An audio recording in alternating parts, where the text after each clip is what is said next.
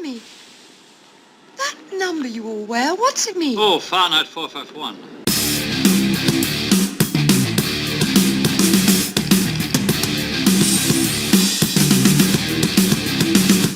Why 451 rather than 813 or 121? Fahrenheit 451 is the temperature at which book paper catches fire and starts to burn.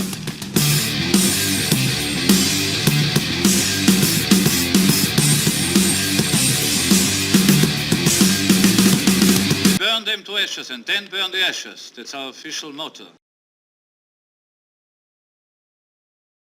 Dear Mr. C. McCarthy, I am writing to you in your capacity as chairman of the Drake School Board. I am among those American writers whose books have been destroyed in the now famous furnace in the basement of your school. From the first day it was published in 1963, and despite being considered one of the great modern novels, Kurt Vonnegut's semi-autobiographical anti-war classic, Slaughterhouse-Five, has been and continues to be banned from classrooms and libraries the world over due to what is often described by those who censor it as obscene content. The only offensive words in the entire novel are spoken by an American anti-tank gunner, who, on seeing the unarmed chaplain attracting enemy fire, tells him to "Get out of the road, you dumb motherfucker." This was the peak of the Battle of the Bulge, 1944.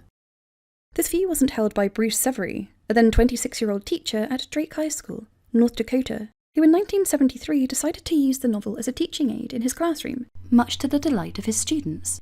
Unfortunately for them, the head of the school board, Charles McCarthy, had other ideas. The next month, on November the 10th, he demanded that all 32 copies be burned in the school's furnace. Days later, an angry and disappointed Vonnegut wrote to Charles McCarthy and made his feelings known. "Certain members of your community have suggested that my work is evil. This is extraordinarily insulting to me. The news from Drake indicates to me that books and writers are very unreal to you people. I am writing this letter to let you know how real I am. I want you to know too that my publisher and I have done absolutely nothing to exploit the disgusting news from Drake. We are not clapping each other on the back, crowing about all the books we will sell because of the news. We have declined to go on television, have written no fiery letters to editorial pages, have granted no lengthy interviews, and no copies of this letter have been sent to anybody else. You now hold the only copy in your hands. It is a strictly private letter from me to the people of Drake, who have done so much damage to my reputation in the eyes of their children, and then in the eyes of the world.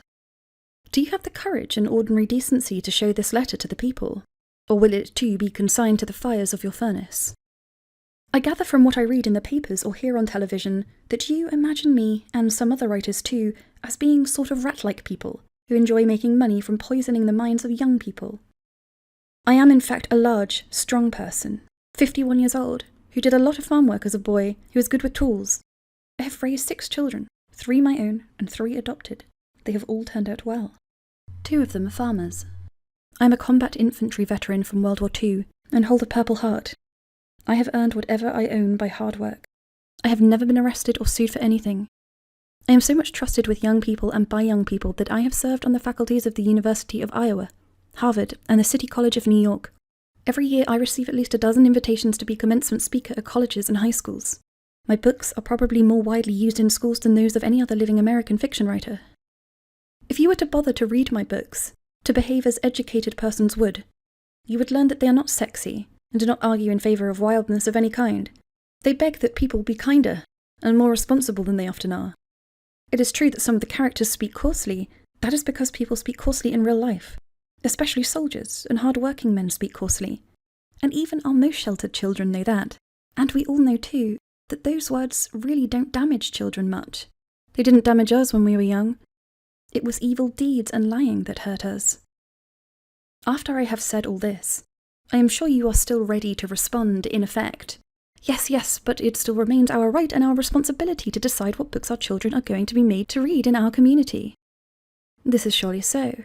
But it is also true that if you exercise that right and fulfill that responsibility in an ignorant, harsh, un-American manner, then people are entitled to call you bad citizens and fools. Even your own children are entitled to call you that. I read in the newspaper that your community is mystified by the outcry from all over the country about what you have done. Well, you have discovered that Drake is a part of American civilization, and your fellow Americans can't stand it that you have behaved in such an uncivilized way. Perhaps you will learn from this that books are sacred to free men for very good reasons, and that wars have been fought against nations which hate books and burn them. If you are an American, you must allow all ideas to circulate freely in your community, not merely your own. If you and your board are now determined to show that you have in fact wisdom and maturity when you exercise your powers over the education of your young, then you should acknowledge that it was a rotten lesson you taught young people in a free society when you denounced and then burned books you haven't even read. You should also resolve to expose your children to all sorts of opinions and information in order that they will be better equipped to make decisions and to survive. Again, you have insulted me, and I am a good citizen, and I am very real. Signed, Kurt Vonnegut, November the 16th, 1973. His letter failed to generate a reply.